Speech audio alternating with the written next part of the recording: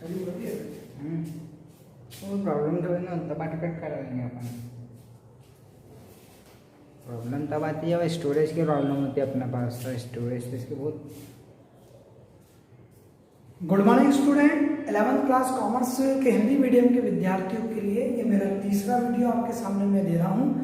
पिछले दो वीडियो में मैंने आपको बताया था कि अकाउंटिंग में तो लेखांकन की क्या आवश्यकता है और क्यों किया जाता है, और उसके साथ साथ जब लेखांकन करने के लिए ऐसे कौन कौन से शब्द होते हैं जिनका हम लेखांकन में उपयोग करते हैं। ऐसे विभिन्न प्रकार के लेखांकन संबंधी शब्दों के बारे में और उनकी सामान्य थ्योरी मैंने पिछले दो वीडियो में आपको बताई थी। आज मैं आपको ये बताने जा रहा हूँ इस तीसरे वीडियो में कि हम जब कोई अपनी अकाउंटिंग की बुक में किसी भी व्यवहार का लेखा करते हैं तो उस लेखा करते समय हमें किन प्रलेखों की, मतलब जो वाउचर्स जिनको हम बिल कहते हैं, ऐसे कौन से प्रलेख, प्रमाणक या वाउचर्स की आवश्यकता पड़ती है जिनके माध्यम से या जिनकी सहायता से हमारी बुक्स में हम एंट्री करेंगे या लेखा करेंगे। तो ऐसे बहुत सारे प्रमाणक होते हैं जो अलग अलग व्यवहार के लिए अलग अलग बनाए जाते हैं। यहाँ पर हम वही बात कर रहे हैं। सबसे पहले में अगर आप देखेंगे तो मैं लिख रहा हूँ लेन देन का अभिलेखन। लेन देन का अभिलेखन का मतलब है कि हम अपनी अकाउंटिंग पुस्तक कॉपी में, अपनी जो अकाउंटिंग की लेखा पुस्तक होगी उसमें कैसे व्यवहारों को लिखेंगे, उनके लिए हमें कौन कौन से प्रलेखों की आवश्यकता होगी। लेखा पुस्तकों में लेन देनों का अभिलेखन स्रोत प्रलेख या मूल प्रलेखों की सहायता से किया जाता है। अभिलेखन स्रोत प्रलेख या मूल प्रलेख, स्रोत प्रलेख या मूल प्रलेखों की सहायता से बात कर रहे हैं। मतलब हमारे पास अकाउंट की पुस्तक में कोई व्यवहार की अगर एंट्री करना है, मतलब किसी को अगर हमने माल बेचा उसको अपनी पुस्तक में लिखना है, तो उसका हमारे पास वाउचर डॉक्यूमेंट्स, मतलब हमारे पास प्रमाणक होना चाहिए। अगर हमने किसी से माल खरीदा तो उसका हमारे पास प्रमाणक होना चाहिए। यदि हमने किसी को पैसे दिए तो हमारे पास प्रमाणक होना चाहिए। यदि हमने किसी से पैसे प्राप्त किए तो उसके का भी हमारे पास प्रमाणक होना चाहिए। मतलब हमारे पास इनसे रिलेटेड प्रलेख होने चाहिए। अगर इनके प्रलेख नहीं, जैसे बैंक में पैसा जमा करने जाओगे तो पैसा जमा किया या नहीं किया कैसे पता लगेगा? आपके पास उसका प्रलेख होना चाहिए। अगर आप किसी व्यक्ति से पैसा प्राप्त करोगे तो पैसा प्राप्त हुआ है नहीं, आपको कैसे पता लगेगा? उसका आपके पास प्रलेख होना चाहिए। किसी व्यक्ति को पैसे दिए तो उसका आपके पास प्रलेख होना चाहिए, तब जाके उसकी सहायता से आप अपनी अकाउंटिंग पुस्तक में, लेखा पुस्तकों में प्रविष्टि मतलब एंट्री कर पाएंगे, अन्यथा एंट्री करना संभव नहीं है। यहां पर मूल प्रलेख कौन कौन से होते हैं, जिनको डॉक्यूमेंट्स बोलते हैं। मूल प्रलेख डॉक्यूमेंट्स कौन कौन से होते हैं उनके बारे में मैं आपको बताऊंगा। उसके बाद फिर उनको दो भाग में बांटा है, प्रमाणक, प्रमाणक में रोकड़ प्रमाणक और गैर रोकड़ प्रमाणक। सबसे पहले हम बात करते हैं मूल प्रलेख। मूल प्रलेख मतलब ऐसे कौन कौन से प्रलेख हैं जिनसे हम हमारी बुक्स में एंट्री करेंगे। तो पहला प्रलेख है रोकड़ पत्रक। आपको स्क्रीन पे ये रोकड़ पत्रक का एक एग्जांपल के रूप में पिक्चर में दिखेगा, ये ध्यान दे रहे, तो उसको आप ध्यान से देखिए। रोकड़ पत्रक, इस रोकड़ पत्रक को कैश मेमो भी बोलते हैं। इंग्लिश में कैश मेमो और हिंदी में रोकड़ पत्रक बोलते हैं। ये नगद विक्रय पर बनाया जाता है। जब कोई व्यक्ति हमसे नगद माल क्रय करके ले जाता है, नगद माल खरीद के ले जाता है, मतलब हम उसको नगद बेच रहे हैं, तो उसके बदले में जो हम एक रसीद बनाकर उसको देंगे, नगद माल बेचेंगे तो उसके बदले में जो रसीद बनाकर देंगे वो कहलाएगा रोकड़ पत्रक, कैश मेमो। ये ध्यान दे रहे, नगद माल खरीदने वाला क्रेता को हम देंगे, नगद माल जो हमसे खरीदेगा उस क्रेता को, बार बार मैं दोहरा रहा हूं, नगद माल जो हम खरीदेंगे, हमसे जो खरीदेगा उस क्रेता को हम जो रसीद देंगे वो कहलाएगी रोकड़ पत्रक। हम मतलब कौन? विक्रेता। किसको देगा? क्रेता। दूसरा बीजक एवं बेल। ये बीजक एवं बेल की भी पिक्चर आपको दिख रही होगी कैसे बनाया जाता है। स्क्रीन पर आपको ये भी दिखेगी बीजक एवं बेल। बीजक या बिल एक ही बात है। ये जब हम उधार माल बेचेंगे तो क्रेता जो हमसे उधार माल खरीद रहा है उसको हम जो रसीद देंगे, जो बिल देंगे, वो बीजक कहलाता है। बीजक को इंग्लिश में इनवॉइस भी कहते हैं। आप स्क्रीन पे देख रहे होंगे, जो पिक्चर आपको दिख रही होगी उस पिक्चर में आप देखें तो कैसे बनाया जाता है। इसमें बीजक एवं बिल में और रोकड़ पत्रक दोनों में यहाँ पर वस्तु की मात्रा, तिथि, किस तिथि को माल बेच रहे हैं उसका विवरण, कितनी मात्रा में माल बेच रहे हैं उसका विवरण, और उसके साथ साथ उसकी कीमत क्या है उसका विवरण, और जिसको बेचा जा रहा है क्रेता उसका नाम, क्रेता का नाम, तिथि, कीमत और वस्तु की मात्रा, ये सब उस बीजक में लिखी रहती है। बीजक उधार विक्रय पर बनाया जाता है। उधार विक्रय पर हम देंगे क्रेता को जो हमसे उधार माल खरीद रहा है, बनाएगा कौन? विक्रेता। क्लियर? तीसरा, रसीद या प्राप्ति पत्रक। इसका भी आपको स्क्रीन पे चित्र दिख रहा होगा। उदाहरण मैंने सबके उदाहरण इसलिए बताया कि कैसे बनता है। रसीद या प्राप्ति पत्रक। रसीद या प्राप्ति पत्रक यहाँ पर दिख रहा है आप लोगों को शब्द प्राप्ति पत्रक। नगद या चेक प्राप्त करने पर यदि कोई व्यक्ति आपको पैसे चुकाने आता है, जैसे कोई उधार माल खरीद के ले गया, अब कुछ समय बाद वो हमारे पास आया कि आप ये पैसे ले लो, तो जो वो पैसे हमको चुकाएगा नगद में या फिर चेक के रूप में, अगर वो चेक देता है हमको तो चेक ले लेंगे। जब हम चेक प्राप्त करेंगे या नगद प्राप्त करेंगे तो उसके प्रमाणक के रूप में हम उसको एक रसीद देंगे। उसको एक रसीद जो देंगे वो रसीद या प्राप्ति पत्रक कहलाएगी। क्लियर? जब हम पैसा प्राप्त करेंगे तो बदले में जो रसीद देंगे, पैसा प्राप्त करने के बदले, उसको बोलते हैं रसीद या प्राप्ति पत्रक। या किसी से चेक प्राप्त करेंगे तो उसके बदले में जो रसीद देंगे तो उसको बोलते हैं रसीद या प्राप्ति पत्रक। क्लियर? इसकी भी पिक्चर आपको दिखेगी, आप इसकी पिक्चर भी देख सकते हैं कैसे बनाया जाता है। आपको स्क्रीन पे रसीद या प्राप्ति पत्रक की पिक्चर भी दिख रही होगी। ठीक है, अब हम बात करते हैं जमा पर्ची। जमा पर्ची की पिक्चर भी आपको दिख रही होगी स्क्रीन पे। अब आप ठीक देखें, आपके स्क्रीन पे चेंज हो गई है, जमा पर्ची की पिक्चर आ रही है। जमा पर्ची, पे इन स्लिप बोलते हैं इसको।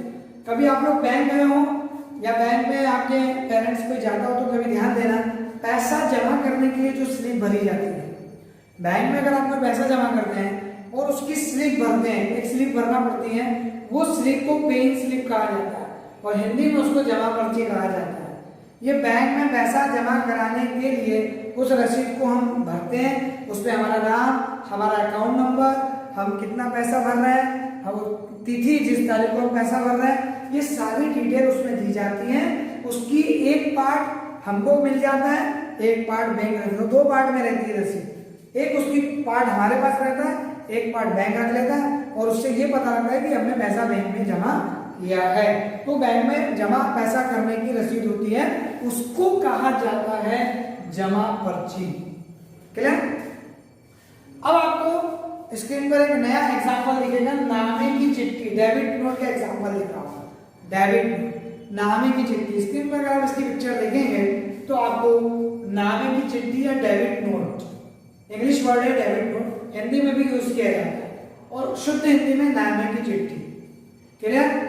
डेबिट नोट क्रेता बनाता है, क्रेता मतलब जिसने माल खरीदा है। जब व्यापारी किसी से माल खरीद कर लाता है और उसमें से कोई माल डिफेक्टिव निकल गया या कुछ माल खराब निकल गया या कुछ ज्यादा आ गया, आपको वापस करना, तो जब हम उस माल को वापस करते हैं, क्रेता जब कोई माल वापस करता है तो क्रेता माल वापस करने के साथ एक बिल बनाएगा। उस बिल को ये लिखेगा कि इस तिथि को इतना माल अमुक व्यक्ति को वापस किया जा रहा है। उसमें उसका डिटेल रहता है, तिथि डली रहती है, वस्तु की मात्रा डली रहती है, उसकी कीमत डली रहती है और जिसको वापस किया जा रहा है उसका नाम। तो ये जो आपकी नामे की चिट्ठी होती है, नामे की चिट्ठी या डेबिट नोट क्रेता बनाता है और विक्रेता को भेजता है। माल के साथ। माल जब वापस करते हैं तो जब माल वापस कर रहे हैं तो साथ में जो हम एक प्रलेख उसको बनाकर दे रहे हैं, एक रसीद बनाकर दे रहे हैं माल वापस करने की, उसको बोलते हैं नामे की चिट्ठी या डेबिट नोट। इसमें हम सामने वाले को कहते हैं कि आपका अकाउंट हमने हमारी पुस्तक में डेबिट कर दिया। हम विक्रेता को बोलते हैं कि जितना माल हम वापस कर रहे हैं उसके माध्यम से हमने आपका अकाउंट हमारी पुस्तक में डेबिट कर दिया है। एक तरीके की ये सूचना होती है कि हम आपको माल वापस कर रहे हैं। तो डेबिट नोट माल वापस करने पर बनाया जाता है क्रेता द्वारा। क्लियर? अब इसके बाद आता है जमा की चिट्ठी या क्रेडिट नोट। अब स्क्रीन पे इसका भी एग्जांपल आप देख सकते हैं। जमा की चिट्ठी है credit note. Credit note English word, शुद्ध हिंदी में जमा की चिट्ठी। स्क्रीन पर आप देख रहे होंगे, आपको दिख रहा होगा कैसा बना हुआ है। जमा की चिट्ठी विक्रेता बनाता है। जब हमने किसी को माल बेचा और सामने वाले को पसंद नहीं आया, उसने हमारा माल हमको वापस भेजा। जब उससे हमको माल वापस प्राप्त होता है तो उस माल को प्राप्त करने की सूचना हम क्रेता को भेजेंगे। वो माल हमको प्राप्त होगा तो उसको हमारी पुस्तक में रिकॉर्ड करेंगे और हमारी पुस्तक में रिकॉर्ड करने के बाद क्रेता को सूचना भी भेजेंगे कि हमारे पास आपने जो माल भेजा था वापस वो हमें प्राप्त हो गया। तो जो माल आप हमको वापस करोगे उसके बदले में हम आपको जो वाउचर बनाकर देंगे, जो प्रलेख बनाकर देंगे, वो कहलाएगा जमा की चिट्ठी या क्रेडिट। कौन बनाएगा? विक्रेता। विक्रेता बनाएगा जमा की चिट्ठी क्रेडिट नोट, विक्रेता बना के क्रेता को देगा।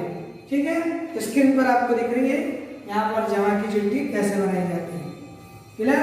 अब अगला आता है धनादेश। धनादेश मतलब चेक। धनादेश चेक। चेक क्या होता है? मेरे ख्याल से सभी जानते होंगे चेक क्या होता है। जब बैंक से किसी को पेमेंट हमको देना है, किसी को या किसी का पेमेंट बैंक में जमा करवाना है, तो हम चेक के माध्यम से पैसा किसी को दे सकते हैं, किसी से ले सकते हैं। कोई व्यक्ति हमको चेक दे सकता है, किसी को हम चेक दे सकते हैं। तो चेक अपने आप में स्वयं ही प्रमाणक है। चेक अपने आप में स्वयं प्रलेख है। उसके लिए अलग से कोई प्रलेख या रसीद बनाने की आवश्यकता नहीं पड़ती। चेक को हिंदी में धनादेश बोलते हैं और इंग्लिश वर्ड है उसका चेक। तो मेरे ख्याल से चेक के बारे में ज्यादा समझाने की जरूरत नहीं है। चेक अगर आप किसी को देते हैं तो वो बैंक में जमा करके पैसे प्राप्त कर सकता है। हमको चेक मिलता है तो हम बैंक में जमा करके पैसे प्राप्त कर सकते हैं। इस तरीके से धनादेश या चेक लगभग आप सबने देखा होगा। इसके बाद भी आपको स्क्रीन पे दिख रहा है। ठीक है, ये जो है मूल प्रलेख मैंने आपको समझाया। लगभग 1 2 3 4 5 6 7 प्रलेख मैंने आपको समझा दिए। ठीक है, 7 प्रलेख के बाद इसका अगला वर्जन आता है प्रमाणक। ये प्रमाणक के रूप में कैसे काम करते हैं? प्रमाणक मतलब वाउचर। ये प्रलेख मतलब डॉक्यूमेंट्स, प्रमाणक मतलब वाउचर्स। वाउचर्स कैसे काम करते हैं? वाउचर 2 प्रकार के होते हैं, एक रोकड़ प्रमाणक, गैर रोकड़ प्रमाणक। रोकड़ प्रमाणक भी 2 प्रकार के होते हैं, नामे का प्रमाणक, जमा का प्रमाणक। नामे का प्रमाणक को बोलते हैं डेबिट वाउचर, जमा प्रमाणक को बोलते हैं क्रेडिट वाउचर। तो नामे के प्रमाणक में मतलब डेबिट वाउचर्स में नगद भुगतान के लिए बनाया जाता है। जितना भी नगद भुगतान हम करेंगे, किसी भी प्रकार का नगद पैसा किसी को चुकाएंगे, जैसे नगद माल खरीदना, नगद संपत्ति खरीदना, नगद विनियोग करना, कहीं पे पैसा लगाना, जो बैंक में नगद पैसा देना, किसी व्यापारी को नगद भुगतान करना, किसी भी प्रकार का अपने कर्मचारी को नगद वेतन देना, किसी भी प्रकार का नगद अगर आप भुगतान कर रहे हैं तो उसके लिए जो रसीद बनेगी वो कहलाएगा नामिक प्रमाणक डेबिट वाउचर, नगद भुगतान की रसीद। ठीक है, और जब हम किसी से नगद प्राप्त करेंगे पैसा, जैसे संपत्ति बेच दी पैसा आया, नगद माल बेचने से पैसा आया, कोई विनियोग बेचने से पैसा आया, किसी से पुराना कोई पैसा आपको प्राप्त हुआ, किसी भी प्रकार का अगर कोई पैसा आपको प्राप्त हो रहा है नगद, तो उसके लिए जो आप प्रमाणक बनाएंगे वो बनाएगा जमा प्रमाणक, क्रेडिट वाउचर। जमा प्रमाणक नगद प्राप्ति के लिए बनाया जाता है, नगद प्राप्ति के लिए जमा का प्रमाणक, इसको क्रेडिट वाउचर बोलते हैं। क्लियर? तो रोकड़ प्रमाणक के दो पार्ट हो गए, डेबिट वाउचर मतलब नामा प्रमाणक, नामे का प्रमाणक मतलब नगद भुगतान प्राप्त करने के लिए ये रसीद दी जाती है।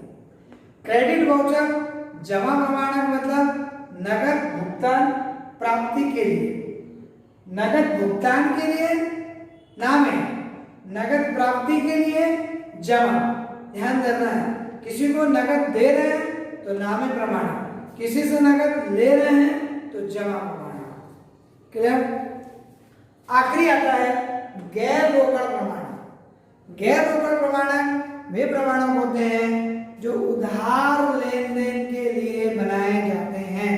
उधार लेन देन, जब हम नगद पैसा किसी को नहीं दे रहे हैं, किसी से नगद पैसा नहीं ले रहे हैं, तो वो कहलाता है गैर रोकड़ प्रमाणक। मतलब उधार माल खरीदना, उधार माल बेचना, किसी से कोई काम करा लिया, अभी उसको पैसा नहीं दिया, तो उससे संबंधित जो भी वाउचर बनाए जाएंगे, जो भी प्रमाणक बनाए जाएंगे, वे सब गैर रोकड़ प्रमाणक कहलाते हैं। उधार लेन देन के सारे प्रमाणक गैर रोकड़ प्रमाणक होते हैं और नगद लेन देन के सारे प्रमाणक रोकड़ प्रमाणक होते हैं। क्लियर? ये आपने लेन देनों का अभिलेखन कैसे हमारे पुस्तक में करें, उसके लिए किन प्रलेखों की आवश्यकता पड़ती है, उनको मैंने इसमें आपको समझाया है। इस वीडियो में इतनी सूचना दी है मैंने, इसको आप बहुत ध्यान से देखें, सुने, इस वीडियो को देखें। इसमें विभिन्न प्रकार के मैंने इसके पिक्चर्स भी दिए हैं कि कौन कौन से बिल की कैसे बनते हैं। तो ये सारे पिक्चर्स दिए हैं, उसको अगर आप ध्यान से पढ़ेंगे और आपकी पुस्तक में, आपके पास जो अकाउंट की पुस्तक है उसमें आप देखना प्रमाणक वाला एक चैप्टर आपकी पुस्तक में है, जिसमें प्रमाणक या अभिलेखन शब्द से आपकी पुस्तक में लेसन है। उस लेसन को आप पढ़ेंगे तो शुरुआत में आपको ये सब प्रलेखों के बारे में और वाउचर्स के बारे में जानकारी दी जाएगी। क्लियर? अगर आपको ये वीडियो पसंद आया है तो आप इसे लाइक करें, अपने फ्रेंड्स को शेयर करें। अगर आप इस चैनल पर नए हैं तो आप इसको सब्सक्राइब कर सकते हैं। Thank you.